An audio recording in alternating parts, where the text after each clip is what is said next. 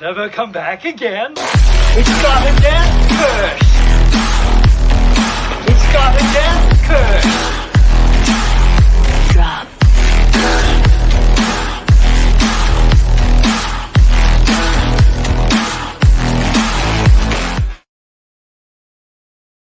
Welcome into a brand new episode of the Death Curse Club. I am club owner and operator Zachary J. Hilton, and the J stands for Spooky as F. And this is going to be a funnel episode because we are doing the top most anticipated movies. I was going to say 10, and then I realized we're doing 13, so we're giving you 13 of the most anticipated horror films of 2025. And I say we because I have a brother from another father and mother, because we're completely not that kind of brother, but we are brothers in arms, and it's my man, Review-It Rob. Hello, thank you for the invite on the show, sir. First time, excited. First time guest, long time listener. Oh, yeah. Welcome in, Rob. I'm excited about this because I think 2025 is going to have a wide variety of horror that I can't wait to get into. So we will give our most anticipated and why they are our most anticipated. But I'm going to start this off with some anticipation for you later this week. This week, I have an interview with the director of the upcoming movie Bystanders. It comes out on VOD to own and rent January 21st. So don't miss my interview with the director, Mary Beth McAndrews. We're going to talk about her new movie, Bystanders. I'm excited to get into this one because it is the first horror movie I will see this year. First movie, brand new movie that comes out this year. So automatically, it's going to be my favorite horror movie of the year. Of course, that's how it works. You talk to the person that made it. I mean, if Blockbuster still existed, you would have picked that movie up anyway, because that's a wicked sweet cover art right there. Buddy, the first comment I was going to tell her, I was like, what a slick poster. That poster looks better than most movies out there today. Yeah, and that's the call for a lot of horror movies. You see that poster and I'm watching it. Screw it. I don't even care what it's about. I'm watching this movie. Exactly. And now I want to see that movie because I'm like this. All right, you sold me. You know what it is? It's a perfect digital poster for a thumbnail on something like Vudu, something to rent. You're going to be like, I'm all over this. So I love that. But that's not the only thing we're anticipating here. Yes, that interview. Can't wait to do it this Thursday. Check out the Death Curse Club. But also, coming very soon, Review-It Rob has a new show coming out, and I want him to plug it up top first for the Death Curse Club fam. Yes, sir. Appreciate you that. The show I have coming is called Let's Get Twisted. Very horrific name there. But this is going to be a show dedicated to Halloween Horror Nights. I'm a huge Horror Nights fan. I have been for as long as I remember seeing the commercials back in the day on TV. I got to go to that place. I've been there a couple times, thankfully, and so excited to do a show now. Finally, my first ever Horror Nights show. I'm going to be talking Orlando primarily as my home haunt of Halloween Horror Nights, but I will talk Hollywood, Japan, Singapore. They deserve some love too. And we'll do some things I like to call reminiscing in the fog, where we look at previous Halloween Horror Nights events, give them some love, talk about pictures, walkthroughs, videos, anything we can find, just talk about the history of Horror Nights. I'm excited about this. As listeners may know, I was a part of Hunter's podcast, and when Rob came to me and said he wanted to start a new HHN podcast, I thought it was great. Perfect guy for the job. He's been going for about 6-7 years now. Yes. Yeah, you got plenty under your belt about how the event evolved, and what I'm excited about is you diving deep into the past to seeing how we got from there to here, and that's exciting. And I've offered my services to guests whenever he wanted to do some kind of mismatch, rankings, whatever, of HHN. So I'm excited, Rob. I'm glad you're bringing it back. I'm glad you're bringing that to thrill me. I'm glad for everything. You're doing great, baby. Thank you, man. And definitely going to have you and some people on to do a recap of the Horror Nights trip, of course. Oh, you know it. Yeah, and I even wore my 25 shirt for you tonight. That's why. Thank you. I wore my 30-year shirt, so we're kind of there. Oh, and I'm also wearing my last year drinking my NA beer out of this Boo glass, which Boo's got to be dead now, right? I hope so. Can Boo go away? It's one of the things I was thinking about. I'm like, I hope so, but it seems like it's a mascot at this point that they're not going to get rid of. Well, that's what's kind of funny is like Brooke and myself were talking, and she brought up a great thing of just like, you know, I'm all about cutesy and stuff like that, but that's not what Halloween Horror Nights is about. It's cool if you want to do like a little boo scavenger hunt during the day for the kiddies, Yes. but it's not really melding well, especially when you're force feeding us this. And after seeing the huge amount of merchandise that went on sale featuring Lil Boo, I think it's kind of time to hang up the Boo stuff. At least slim it down. I get it. Like you can, like it made sense to that year where they went ultra Halloween themed. Like it makes Right. sense to have the little pumpkin out there, but this is a far difference and stuff I'll talk about on the show as well. This is a far difference from back in the early days with like Igor and stuff like that. Right, Like, you right. had different kind of characters. Little Boo, fun, cute, like you mentioned, but shouldn't only be around all the time. It should be an anniversary thing at this point. It's time to like hang up the jersey number next to the Rat Lady. Like the Rat Lady comes out every blue moon.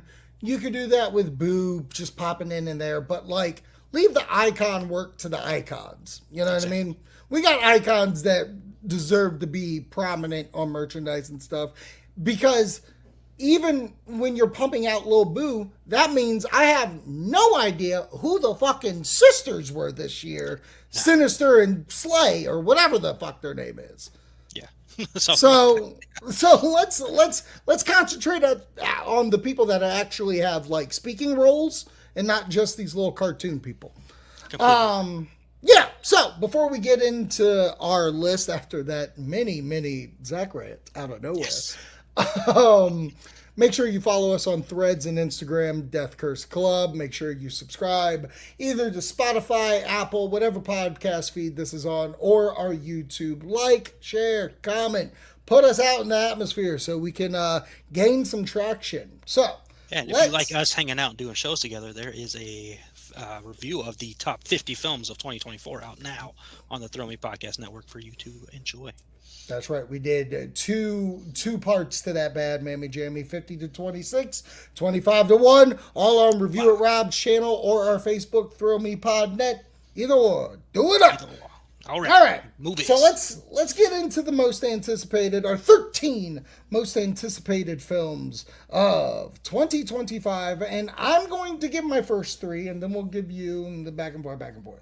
Okay. So I call them my honorable mentions, my 13, 12, and 11. Number 13, The Black Phone, Okay. Part 2.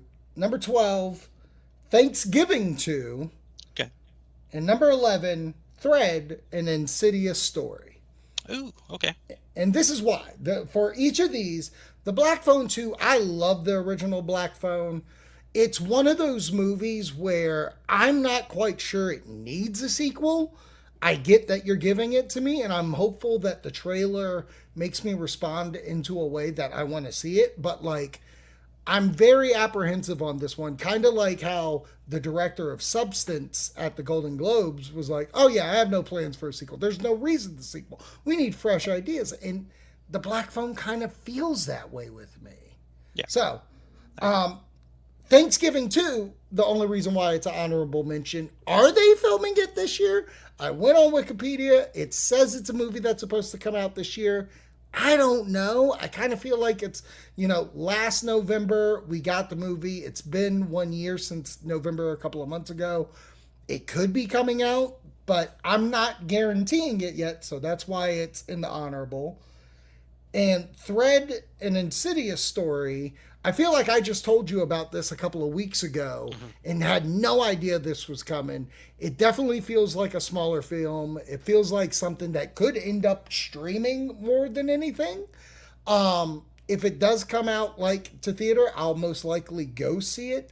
But I'm just, after the last one, The Red Door, I was very into the completion of that story with that family.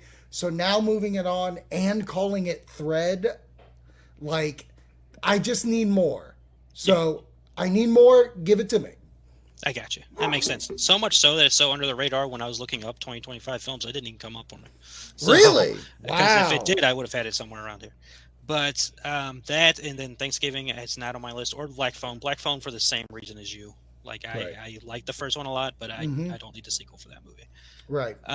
But movies that are getting sequels did make my honorable mention. First one being a restart of the franchise or just a sequel, I don't really fully know, but Final Destination Bloodlines.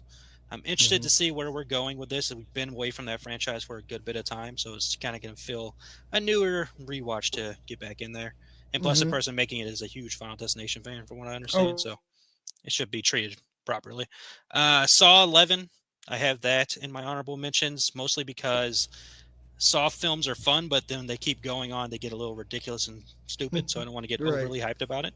Right. And then a movie that's coming out in a couple weeks, Hard Eyes, makes my final honorable mention. Um, Mm-hmm. I'm happy to have a new Valentine's Day horror movie to watch.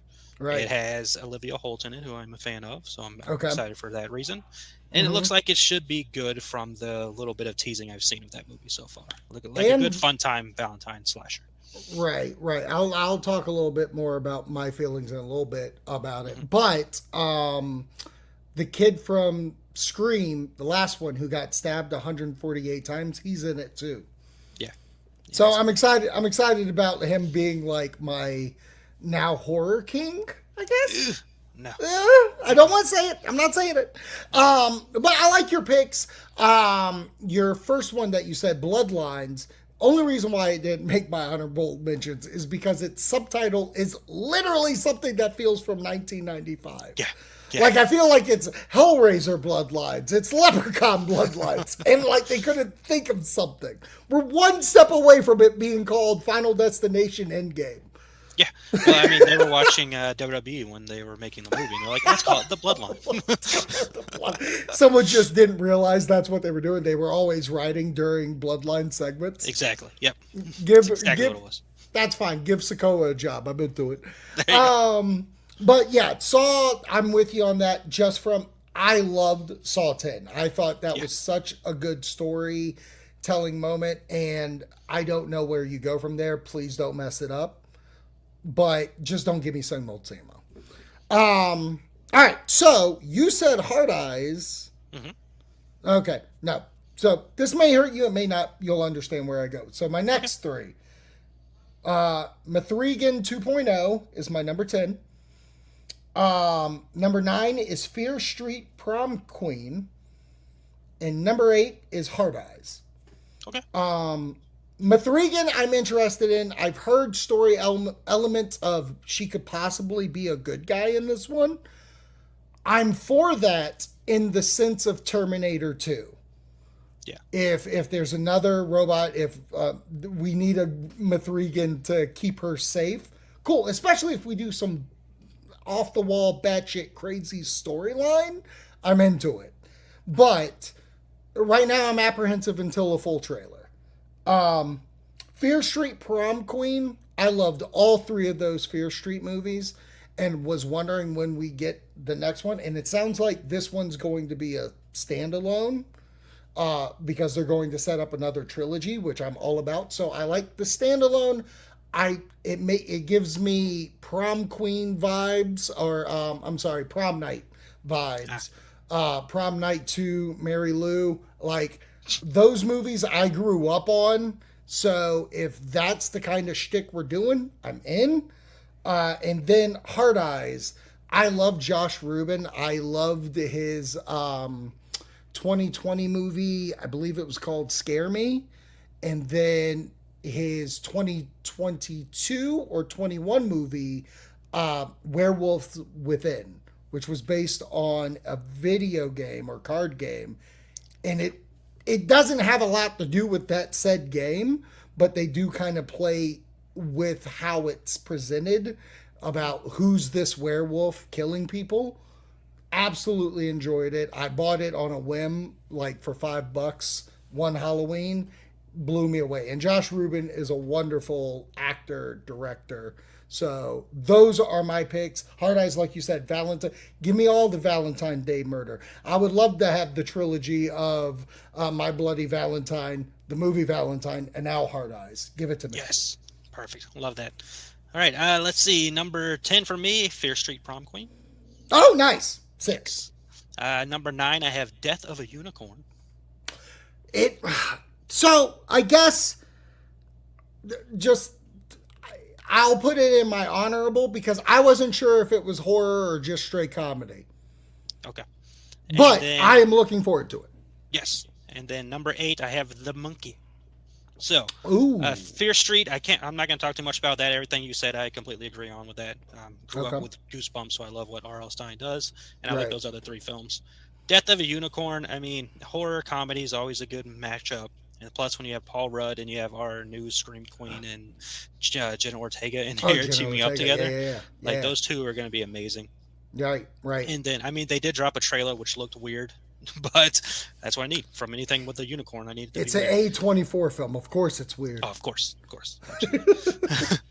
And then The Monkey. You know, I don't think they've released much about The Monkey. I think we got like a little teaser a long time ago, and it's just kind of been silent for a while, right? I think they've released 2 teasers. One was really like teased, like just the names, and then which was like Stephen King, Perkins, and James Wan, I believe, is producing it. Yep. That's it, and that was it. But then there's a little teaser of just like all this bad luck shit happening to people, and not giving too much away. But that's all I've seen so far. Yeah, it's a Stephen King jam. It's one of his short stories getting turned into a movie.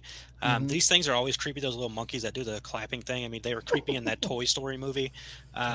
They had one in, what was it, Annabelle Comes Home. There was one in the Warren's artifact room. So it's just a creepy artifact, and I want to see how they make it work.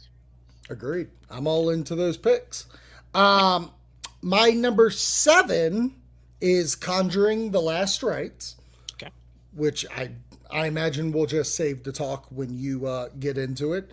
And I'm just going to go ahead and do 3 more because it's the family of monsters. My number 6 is Frankenstein, Del Toro's Frankenstein, The Bride, and Wolfman. Okay. And for Frankenstein, just because I'm interested to see what Del Toro does, because he did The Shape of Water. Now he's going to do Frankenstein, so I'm interested on his take on the monster. The Bride, we're talking Christian Bale. I'm already in, and I think someone else is in it. I forget who, but who? Jake Gyllenhaal. That's right. I think he's playing Dr. Frankenstein. Yes. So I'm completely into that. And Wolfman, we're a couple of weeks away, so like I didn't want to have it as my number 1 when I'm about to watch it. I'm very interested. I just saw a reel today of them going over the Wolfman like special effects. Oh, the making. Yeah. They didn't show it, but you could tell everybody was pretty into it. So I'm excited about this. I don't blame you, man. So we're going 7. Well, 7 through 4. Yes, yeah, so 7 I have Wolfman.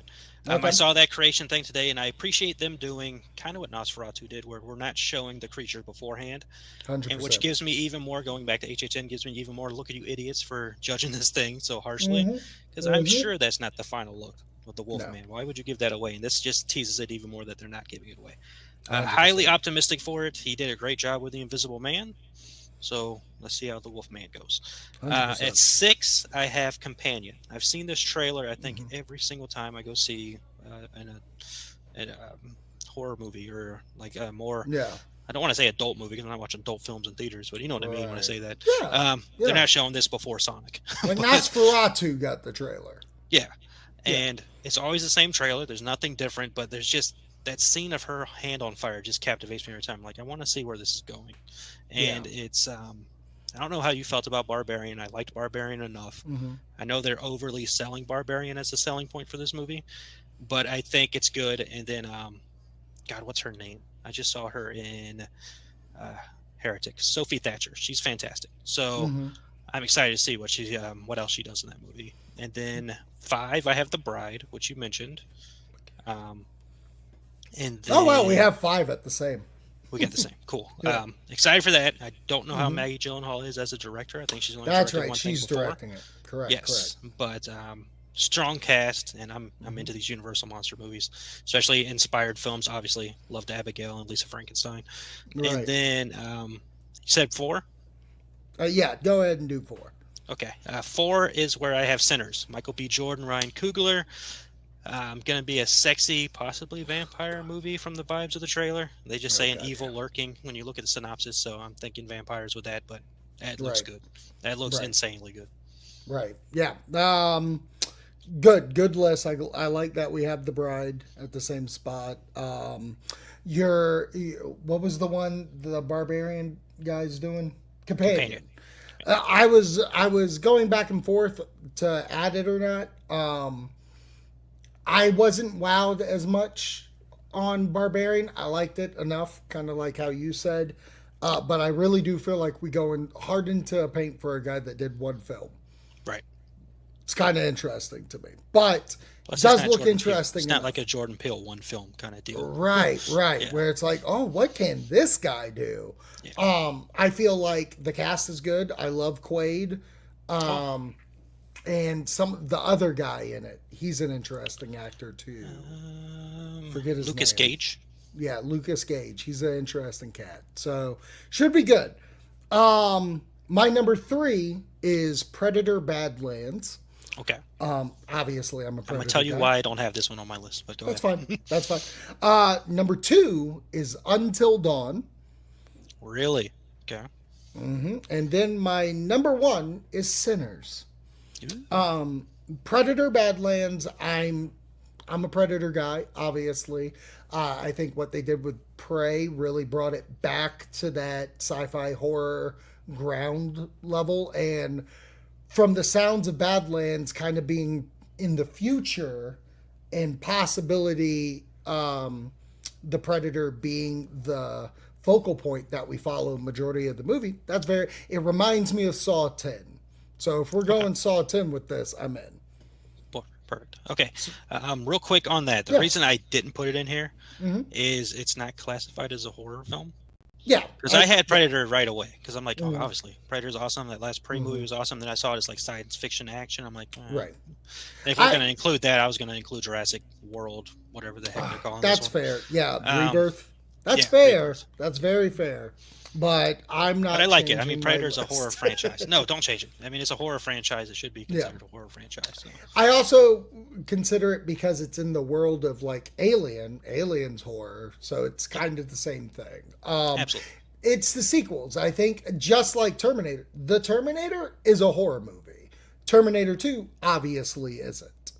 Right. So with Prey being that stalker horror sci-fi, I'm automatically going to say we're in the same realm. Perfect. Until Dawn, you and I think, are the biggest Until Dawn video game fans. Yeah, and that's why it's not on my list.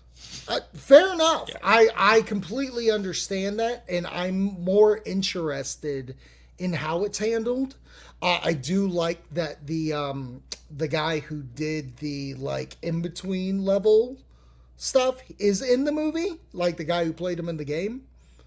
So you know what I'm talking about. I got you. Yeah, the therapist. Yeah. The therapist is the same actor from the video game. Okay. Yeah.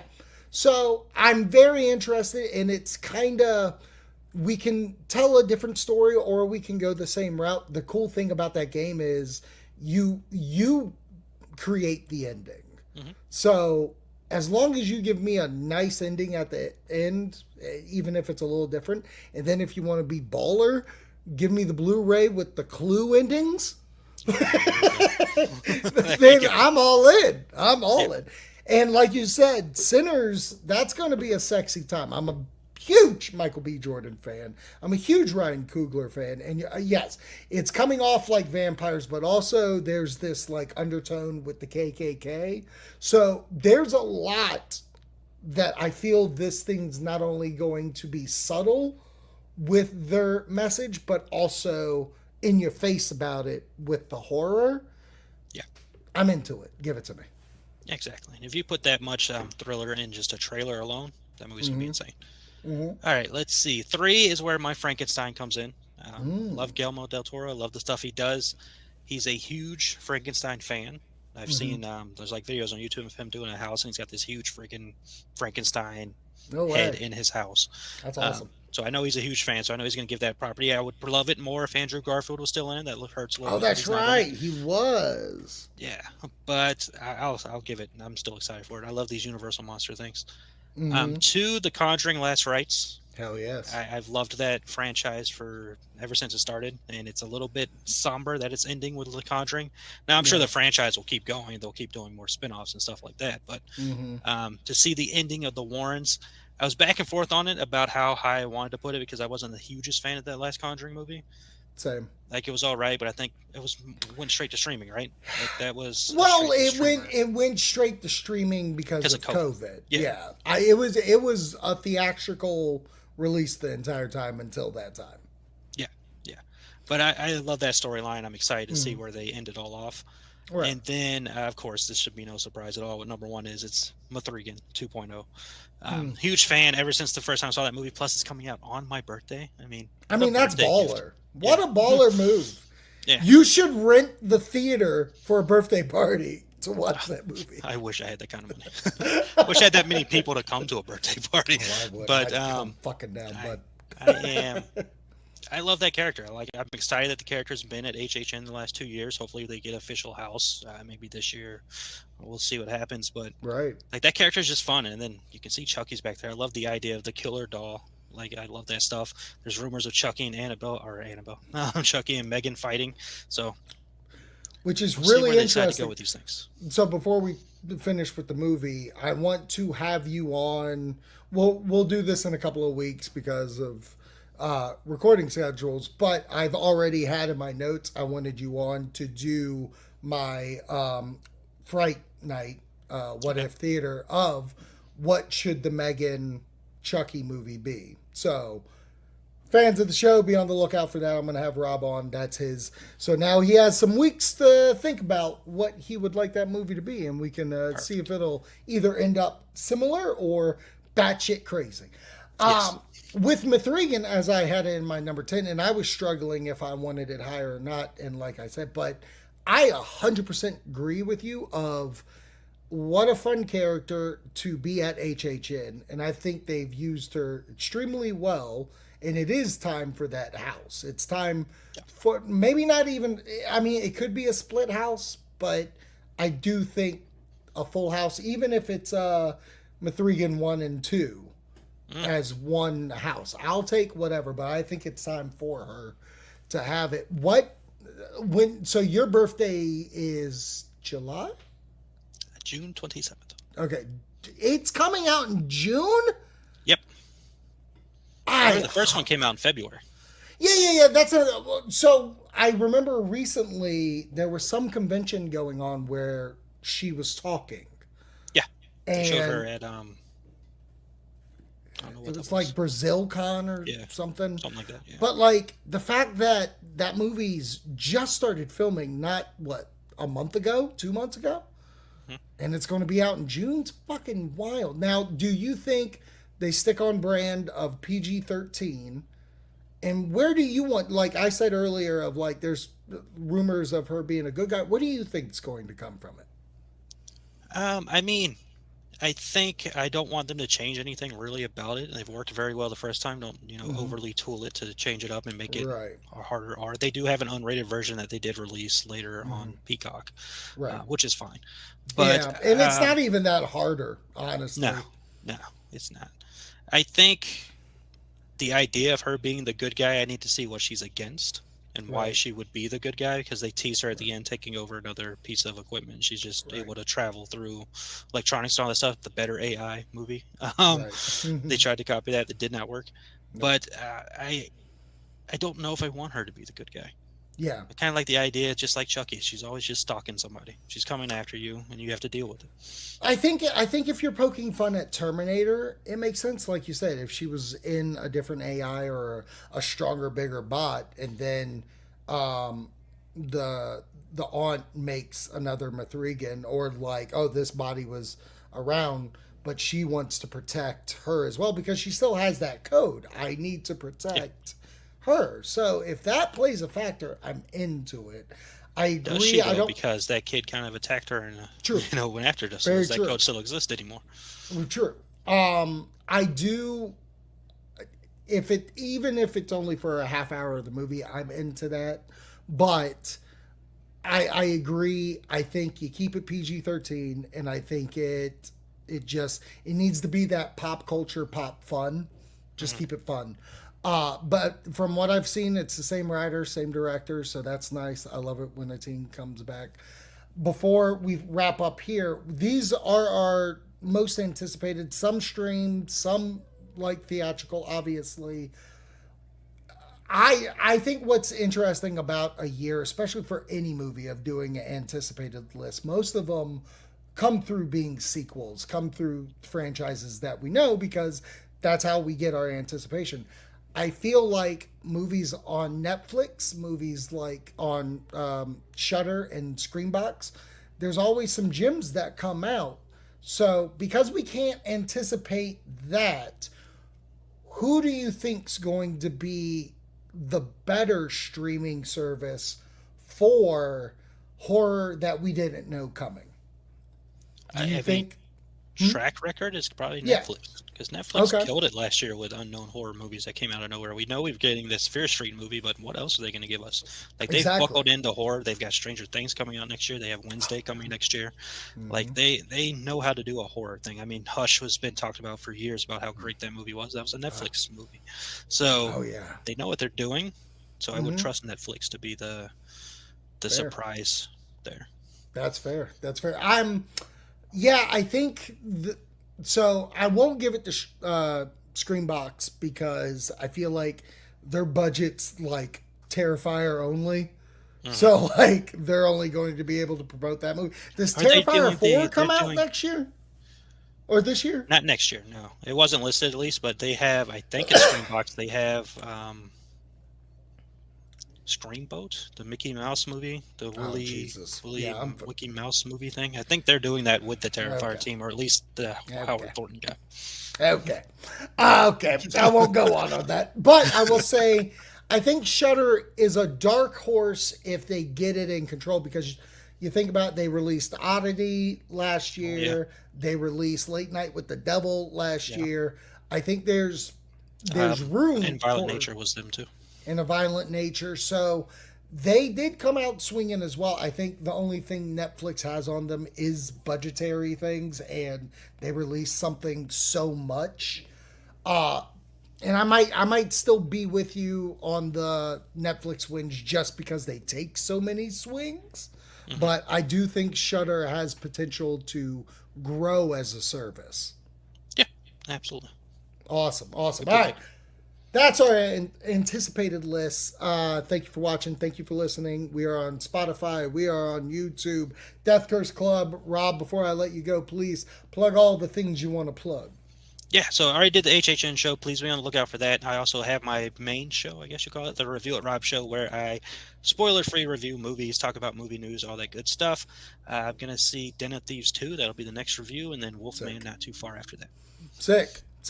I'm into it. And remember, folks, this Thursday, I am going to have the director of Bystanders on this show. We're going to talk Bystanders. She's also she runs Dread Central. She's a... Wow. Yeah. This is her first movie that she's directing. I'm excited to talk to her. Going from interviewing film directors and writers herself to doing it herself. That's got to be interesting. I mean, I'm not going to bring up I Do It Too, but that's fine. That's fine.